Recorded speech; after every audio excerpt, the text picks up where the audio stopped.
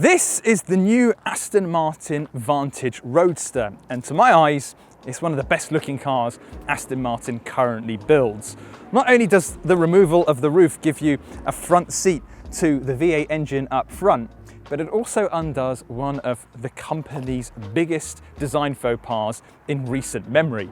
Today, we're going to drive it, but before I get into the review, why not give us a thumbs up if you like what you see and subscribe for more awesome videos just like this one. This is the new look of the Vantage. It's a far more traditional grille than what we saw on the old car. Now, the old car kind of had what some people thought was a bit of a fish's mouth because it was a very wide, very, very large grille with kind of like a bit of black plastic around the outside, although I think you could get it in carbon fiber. Personally, I didn't mind it, but a lot of people really didn't like it. So we now have this new, more traditional grille at the front, which to me actually not only looks better, but it actually reminds me of the Zagato grills. This grille is actually optional, so if you want the original, you can get it spec'd, although personally, I prefer this new design because I just feel like it fits with Aston Martin's design aesthetic more. Now, the rest of the car is far more traditional Vantage. We have a bunch of different wheel options to choose from. These are 20s in satin grey, but there are plenty of different variants out there for you if you don't like the look of the wheels we've got here. We also have kind of like a satin black brake caliper. I've seen you can also get gloss black, you can also get yellow as well if you want to, and red too. This little side panel down here, that's also optional in black. You can get it in body color if you want. And then we come to the big differentiator. It's the cloth roof, which just sits behind the passenger compartment. There's no cover of it whatsoever, but somehow, I still think from the side profile, it gives the car a really good look. And in fact, I think it might actually work a bit better than the coupe. The back end is really exactly the same as what we had on the coupe, and this is where I find the design gets a little bit messy because the front end has that slicker, more sophisticated look, and the back end, while I think it looks great, it's a bit complicated. So the ducktail spoiler I think works really well, but this diffuser down here is just a bit fiddly, and I think this needs a bit of work just as much as the front did. As this is the Roadster, we should really talk about the roof, and it is incredibly fast. It can be raised in 6.8 seconds. But it's a beautiful day and I don't want the roof up. So the good thing is it can be lowered in 6.7 seconds. How fast is that? And when you take the roof off, you have unobstructed access to the glorious V8 that sits right at the front of the car. Now, it's a 4-litre twin-turbo V8 engine sourced from Mercedes AMG. And in a way, it's the same engine that you'll find in the new Valhalla hypercar. And you can watch my quick review of that by clicking the link in the top right-hand corner. But back to the Vantage. In here, the motor is producing 510 horsepower and 685 Newton meters of torque. That is all sent to the rear axle through an 8-speed ZF automatic gearbox. And it'll go from 0 to 62 in about 3.8 seconds, which is only just a smidgen off the coupe version. But this really is one of the best engines in the industry because not only do you find it in Aston Martins, you also find it in a bunch of Mercedes cars as well. And it's just incredibly versatile because not only does it have all the torque that you could want from a turbocharged car, it still sounds like it's naturally aspirated in some way. You don't get any whistles from the turbo. You just have a really shouty and angry car.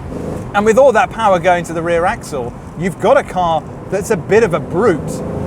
Now, it's a beautiful dry day today, but I drove this thing in the wet yesterday, and wow, I really needed to be awake to keep control of it. Sure, when you've got it in normal mode, it's really easy to manage, but if you start putting it in one of the more performance-focused driving modes, you're going to need to be on top of the car's power. So as I was saying, there are different driver modes that you can use to change the characteristics of the car. So Sport is normal, then there's Sport Plus, which stiffens up the suspension a little bit, opens up the exhaust a little bit, and now Track basically gives you hardcore mode for everything.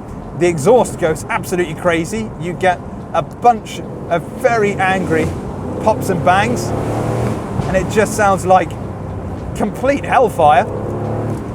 But you also get a much sharper throttle response, and also the suspension gets stiffer. So you cycle through those driver modes using the S button on the steering wheel, and I've just pressed it and it's not responded. And it has a habit of, when you press it, it just takes a few pushes to basically get into the driver mode that you want to be in. And in terms of usability, that's just the tip of the iceberg with the V8 Vantage. I recommend you make a cup of coffee before we go through the interior, because it's so complicated, you're going to need to be caffeinated. Now, I'm all for physical button shortcuts. I tend to think they're better than using touchscreens entirely, but there's a bit of a limit, and I find the Vantage crosses over that. We have so many buttons and switches down here, and some of them seem just a little bit unnecessary for shortcuts. For instance, we've got a button with a camera on it, which activates the rear-facing parking camera, but I don't really know why that needs to be a shortcut, and the icon is a bit ambiguous. We also have buttons for the interior lights down here in the center console. Would it not just be better if they were up here next to the lights like every other car? But I feel like the cabin's just been over-designed. This center console looks like it's been plucked from an alien spaceship, and the instrument panel looks like a character from Star Trek. Meanwhile, your hand naturally rests right here on the touch panel to control the infotainment system, and you would do that while using the rotary dial, which is used to control the infotainment system. Why you need two control units that do exactly the same thing, I don't really know. And speaking of the infotainment system, it really is very outdated and doesn't respond to touch controls at all. There are some neat features though, like these leather pads down here on the center console that prevent your knees from bashing against the car, and the metal paddle shifters change gear with a satisfying click.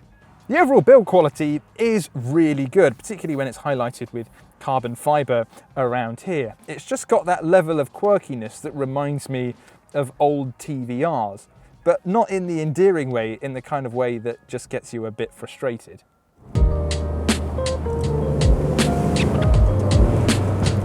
Right, back to what makes the Vantage a great driver's car, and that's the steering. Now, this is actually quite evidently an electronically assisted steering rack, because there is an element of numbness to it. I'm not getting a huge amount of feedback through the steering wheel. I can only really read what the road surface is doing through my arse thanks to the suspension. But that's not the end of the world. It is immensely responsive, so even the smallest inputs on the wheel, and the nose just turns exactly where you want it to go. It's very accurate, and the most important thing, it's intuitive. Right, onto a bit more about the roof. Now, in convertible cars, when you take the roof off, you need to strengthen the rest of the car, because you're removing a critical point of the car's chassis. A critical strengthening point. So it means that when you're turning, instead of having two binding bits that hold the front and the rear end together, you're reducing that to one. And sometimes you can get something called chassis twist, which is where when you're in a corner, the car can judder a little bit. So what Aston has done is it's strengthened the car up, and that's added a bit more weight. It's 60 kilos heavier than the coupe version, but it really is very impressive, because as far as I can tell, there's no real difference in the way this thing drives compared to the coupe. I can't feel any sense of judder at all that I've come to expect from convertible cars. And because we've got more weight over the rear, courtesy of the folding roof mechanism, Aston Martin has gone and reworked the suspension, and that all just adds up to that feeling of this being so similar to the coupe in the way that it drives. I think if you want something that's really easy to live with, a daily driver where you can enjoy its performance even if you're half asleep, then I think something like a Porsche 911 is a better car to go for. But if you want something that is stylish enough so you can pretend to be James Bond, but is a complete brute and bruiser underneath, then the Aston Martin Vantage Roadster is 100% the car to go for. It's not perfect, but I've had so much fun driving it.